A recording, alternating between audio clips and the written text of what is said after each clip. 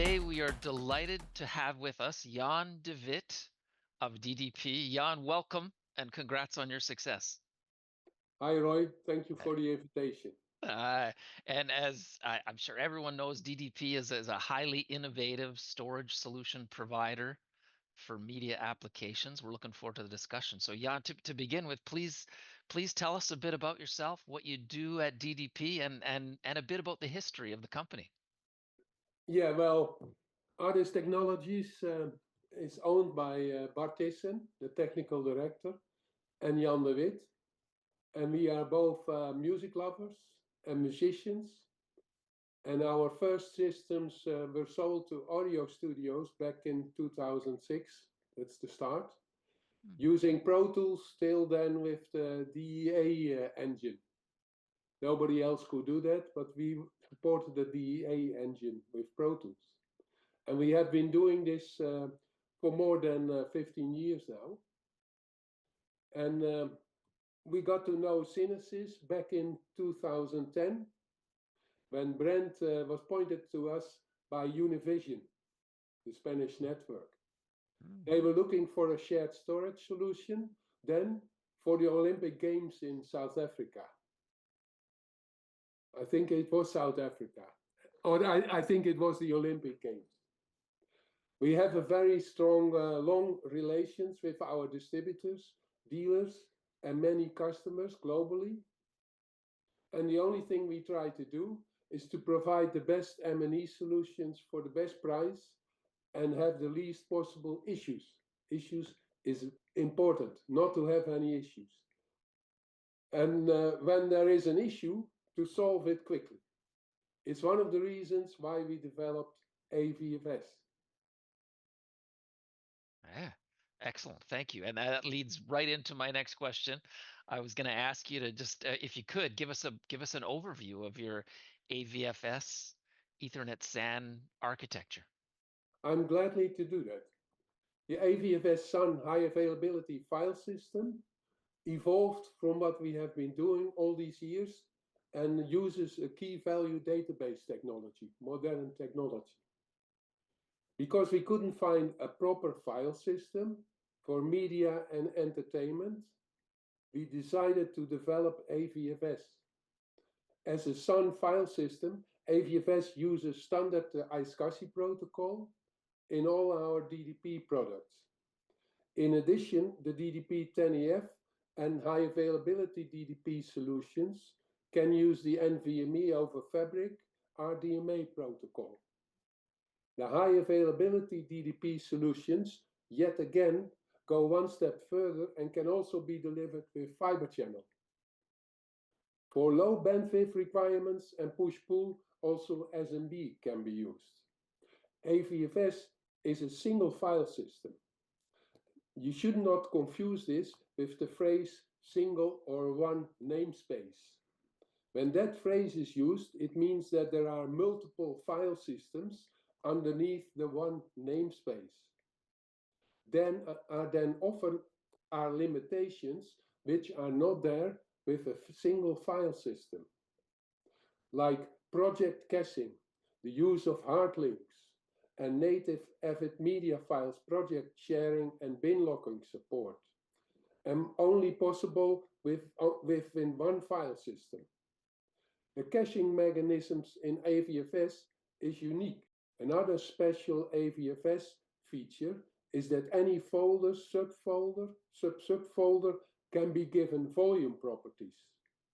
These are then called folder volumes and can be connected as a volume on the desktop, on Macs, and in my computer on Windows and Linux.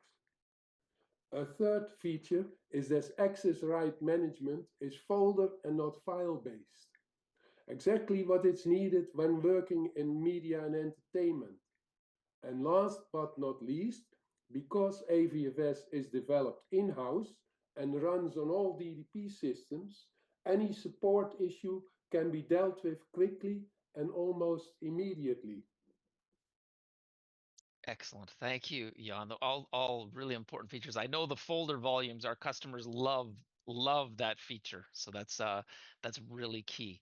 Now for some For some time, you referred to this, but for some time you've used SSD caching for the benefit of price to performance ratio, correct?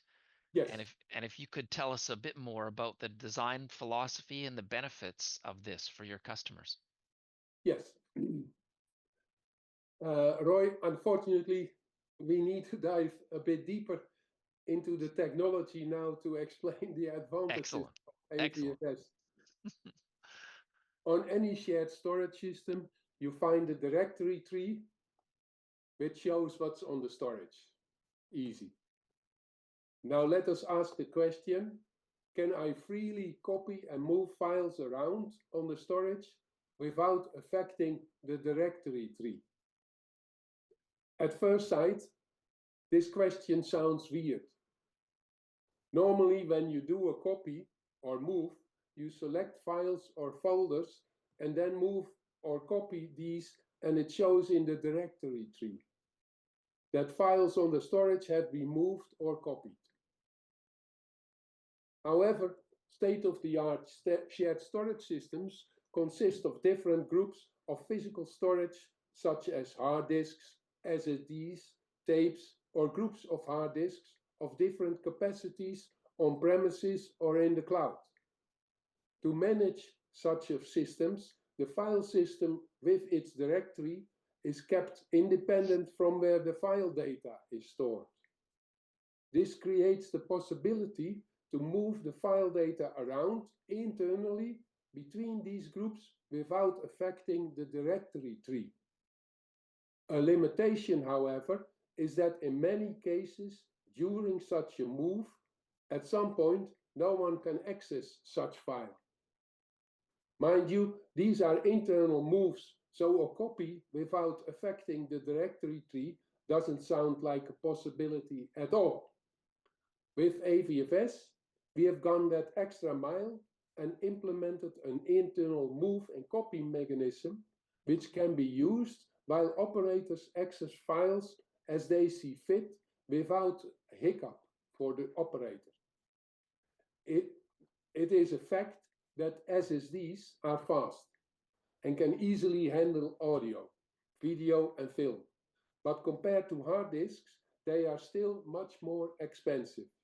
So it helps that AVFS can unconditionally and transparently copy and move files internally. Copying is between groups and the SSD cache. Moving can be between all groups. Now, how does that benefit the customers? We know that material in M&E is organized in projects using some kind of folder-subfolder structure. So to cache a project, which is on the hard disk, you only need to cache the content of its folder structure to the SSDs. This is exactly what the DDP allows you to do. When opening a project, caching can start. When the project is finished, its files can be cleared from the cache. The clearing is instant and the files can still be accessed from the hard disks. This is because, as a unique property of AVFS, the data of files and folders in the directory tree can be at two places simultaneously. This kind of caching is not possible in other systems. Even an internal move in other systems is not straightforward. Let me explain. In general, a move is a copy, rename, and then finally delete of the original. A file which is being read by an operator cannot be deleted, of course. It means that although the copy part can happen, the rename and the delete must be stalled to the point that no one has access to the file or files anymore. But when would that be? Excellent. Excellent. Thank you, Jan. That's a great explanation. And now let's talk about a new product you have. An extremely impressive new product, the DDP 10EF. Please, could you tell us a bit about this solution? And we're excited. We're gonna be showing it on our NAB booth as well. So yeah, please tell us a bit more about this product. Yeah, the DDP brings any company into the future. The DDP is a 1U DDP base system with redundant power supplies. The DDP, of course, can be used as a standalone system.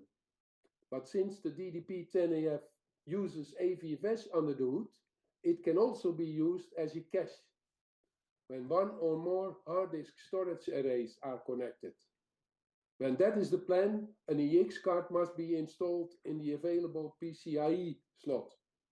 DDP 16, 24, and 78 XCRs storage arrays with hard disks can be connected. To be able to use a combination of NVMe SSDs and hard disk integrated within a single file system AVFS with caching is pretty unique. It gives a customer again the best of both worlds. On Windows and Linux, the DDP-10EF can be accessed using iSCSI and NVMe over Fabric RDMA, and on Mac, iSCSI is used. Bandwidth on a Mac on a desktop can be up to 11 gigabytes per second. On www.ddpsun.com/products/ddp10ef and in the documentation section, reachable at the end of the page, there are leaflets with further information.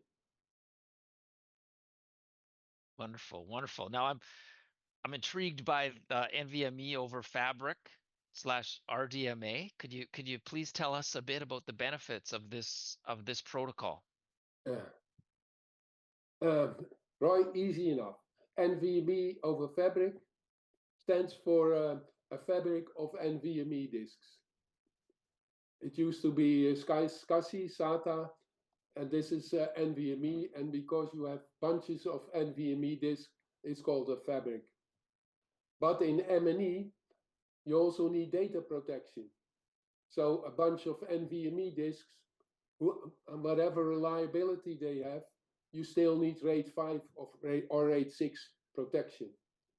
For that, we use a RAID card from, luckily they appeared at some point, from G-RAID technology. And RDMA, DMA is a very old term, but RDMA stands for Remote Direct Memory Access. This means that over Ethernet and InfiniBand, a link can be established between server and desktop memory, a direct link. We use this for our block I/O iSCSI protocol. With the combination of iSCSI and NVMe over Fabric, RDMA, I think we can cover all requirements users have regarding performance for now and in the years to come. Excellent, excellent. Thank you. All right. Next, I want to ask you, media facilities used to build completely separate storage systems for IOPS intensive applications and throughput intensive applications. Is that no longer necessary? Can both these applications be served by a single storage system? There still remains a difference.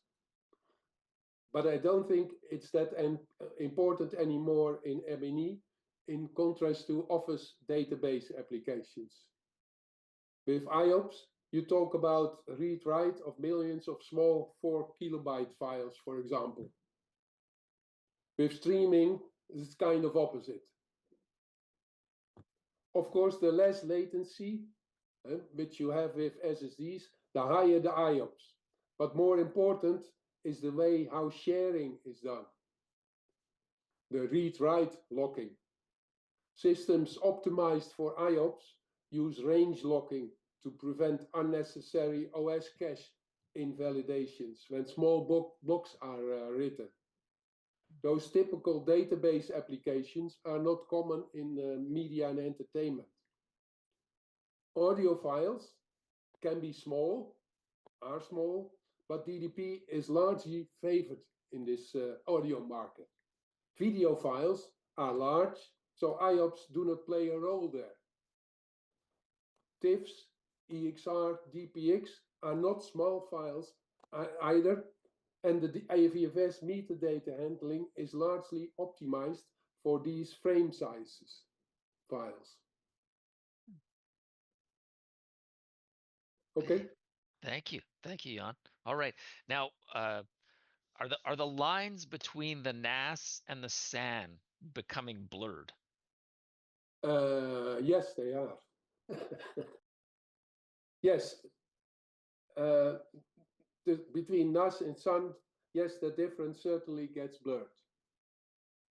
Like the DDP, more and more NAS solutions also require installing a drive on the desktop.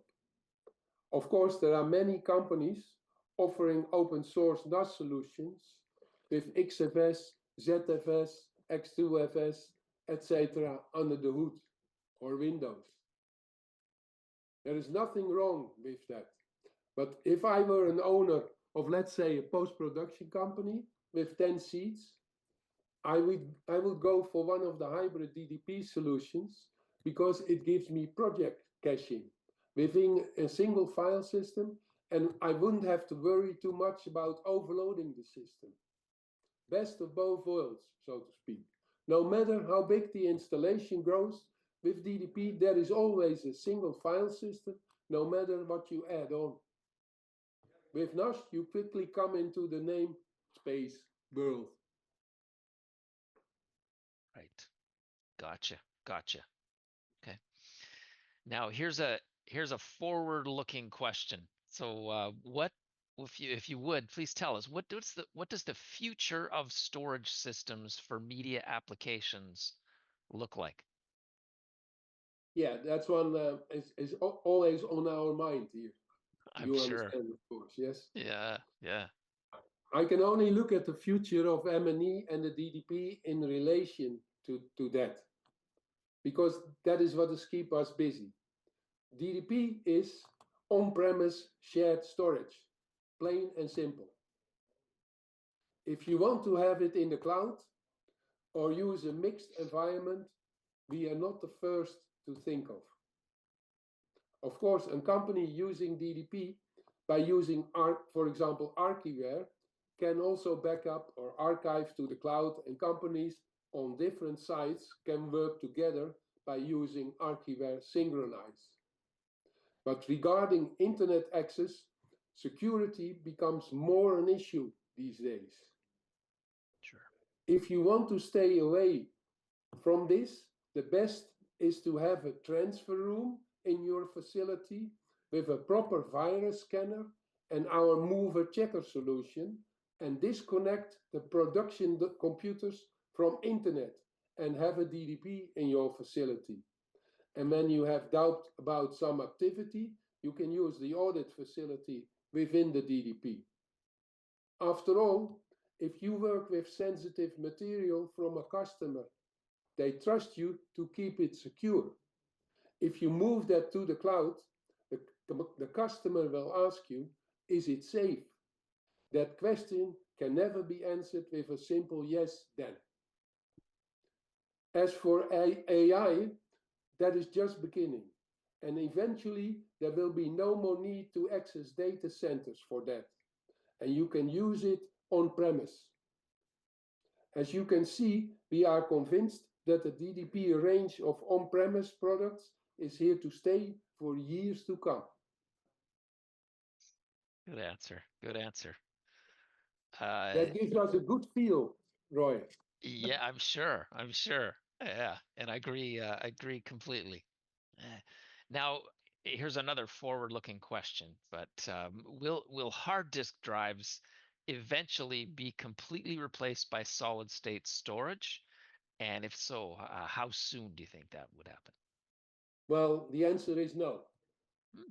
For next decades, there will be SSDs, hard disks, and tape, and maybe eventually DNA storage. All have advantages and disadvantages, but since we are only doing DDP and M&E, there are other people who have more knowledge about this. But there's no reason to expect any of these to disappear. If Yeah, you write to SSDs and compare that to writing to spindles, hard disks, many customers favor hard disks. That's just one example for ingest solutions. sure, sure. Yeah, excellent. Glad I asked you that.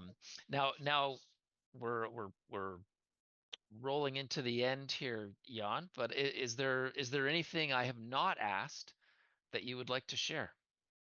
No, Roy, you gave a bunch of very good questions. Oh, thank you. Thank you. Well, I really appreciate your time and appreciated your answers. I appreciate your invitation, and I hope if people have any questions, um, they can send me an email. Or they can send you an email, of course. And Yeah. I thank everybody for it's for their attention when they finally see the result. Yeah, yeah. And Jan, I also want to say, how much all of us at CineSys appreciate our partnership with you and your company. So Thank you. so thank you for that. And again, we mentioned your solutions will be on the CineSys booth at NAB. So that booth number is South Lower Hall, so it's SL10919. And your solutions will be featured on our booth, and we're looking forward to that. Okay. Uh, Have a good day. Thank you, and thanks everyone for watching.